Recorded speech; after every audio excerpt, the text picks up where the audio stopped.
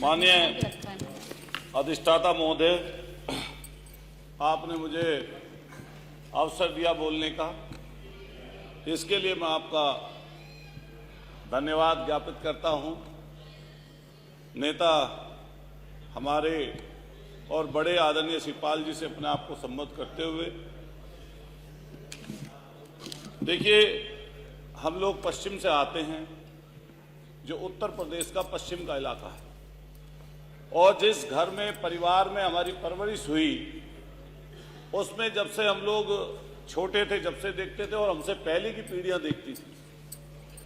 कि अगर छोटे से छोटा कोई काम होता था, अगर हल्के से हल्का कोई काम होता था,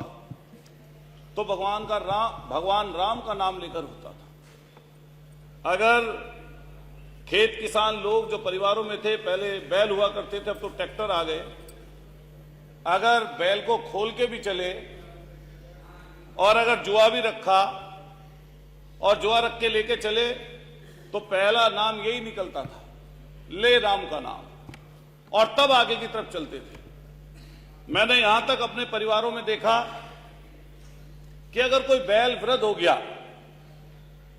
जो गौ माता के पेट से, चाहे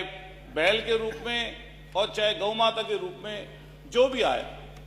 अगर बैल घर में होता था, तो बैल के आखिरी समय तक, जब तक उसके प्राण ना निकल जाए,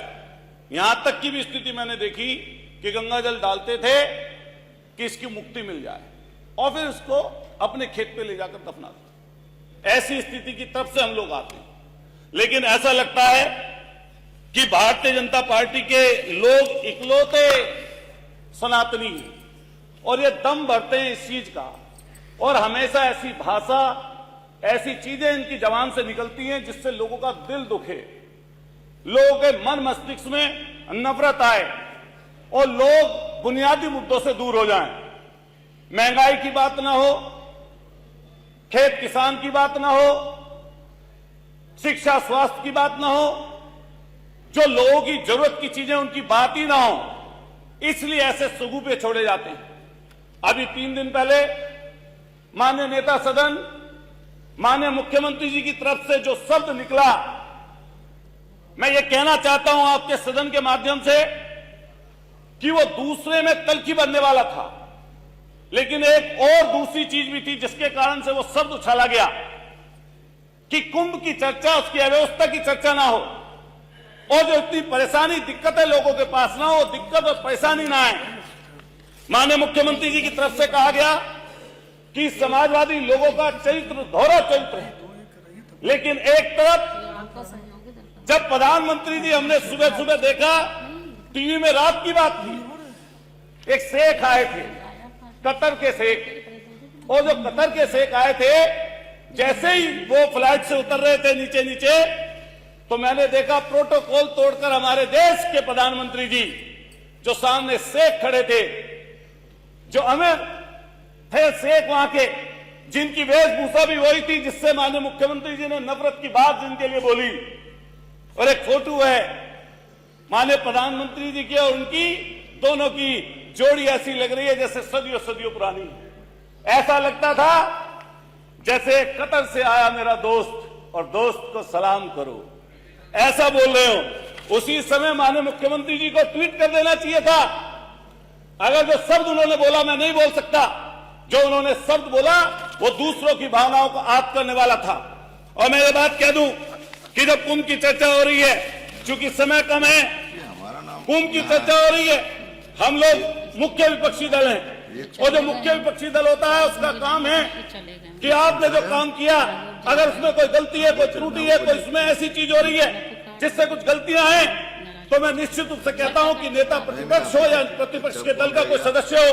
और हमारे अखिलेश यादव जी ने बार बार इस बात को चेताया कि वहां की परेशानी और दिक्कतें क्या हैं। अगर परेशानी दिक्कत नहीं थी तो हमने एक वीडियो ऐसी देखी जिसमें हमारे नेता, सदन के नेता के आंसू आंखों में थे। 17 घंटे बाद बताया कि घटना घट गई, जब दिल्ली से खबर आई तब बता पाए। जाम में फंसे थे लोग, परेशानी और दिक्कत में थे लोग, दिक्कत और परेशानी इतनी थी कि लोग बयान नहीं कर सकते। चूंकि एक समय थोड़ा है और मैं कई चीज बोलना चाहता था, लेकिन बस यही कहते हुए कि जो उन्होंने हमारे शाहिद मंजू साहब ने बोला कि तू इधर उधर की ना बात कर, ये बता काफिला क्यों लूटा। और मुझे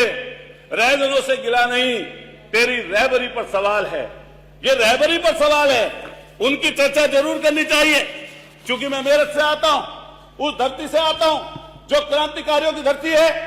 जो ऐसी धरती जिसने 1857 की क्रांति में अपनी शहादत दी, और शहादत की अगुवाई करने वाले धन सिंह कोतवाल गुजर, उनके हमारे जो पूर्वज थे, उन्होंने हमें यही सिखाया, उन्होंने हमें यही बताया कि जब राष्ट्र की बात आए तो सबसे पहले राष्ट्र के लिए खड़े हों, लेकिन जब बुराई की बात आए तो बुराई के खिलाफ हम लोगों को मिलकर लड़ना चाहिए। मैं अधिष्ठाता महोदय कहना चाहता हूं कि लोहिया जी का एक कोट है, और लोहिया जी ने जो कहा वो धर्म के सापेक्ष में कहा कि धर्म दीर्घकालीन राजनीति है और राजनीति अल्पकालीन धर्म है। धर्म का काम है अच्छा करें और उसकी स्तुति करें, और राजनीति का काम है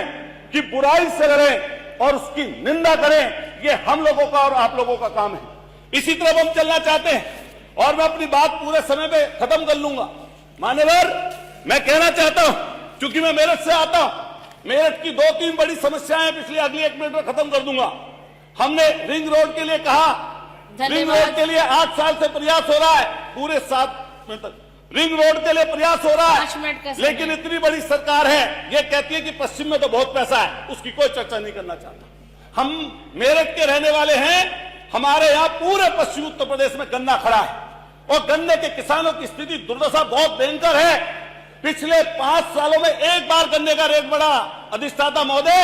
और इस बार मायूसी लगी लोगों के हाथ। कम से कम 500 रुपए का रेट इस सरकार को करना चाहिए था। जब माननीय नेता सदन में बोल रहे थे, बस खत्म कर रहा हूं, कंक्लूड कर रहा हूं,